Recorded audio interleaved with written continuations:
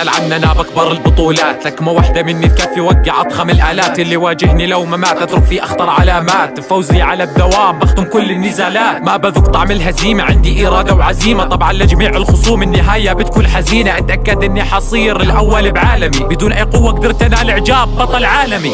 فتسأل أمر بالقمة مكاني بكمل نزالي، بدون ما بالي بقوة الشرير اللي يجي أمامي والفز جدا عادي. مستواي دايم بتقدم ما بتعرض للنزول، الخسارة أمر محتم فجأة بلاقي الحلول. ومن الطبيعي إني أرسم على وجوه الناس الذهول، لأني بكل بساطة بحقق الغير معقول. لو يتمادى الشرير معاي أمسح في الأرضية، وما بتلاقي أحد مثلي لو طفت الكرة الأرضية. لا يمكن ابعادي عن أهدافي، حاولوا إحباطي وما قدروا إسقاطي. ولو تعبت بيوم بلقى خلفي رفاقي، ولو اختفى الجميع بضل وحدي باقي. مستواي مختلف بهاجم عدوي لو بطل محترف، وعيد الأمان اعرف بالمستقبل والفكرة اتقبل. ميدوريا للعالم هو رمز السلام. شوفني لطيف لكن بظهر قوة رهيبة، عدوي ضخم ومخيف بركلة بدا خف الريش، ومهتم بآراء الناس ومكترث بي تعليق.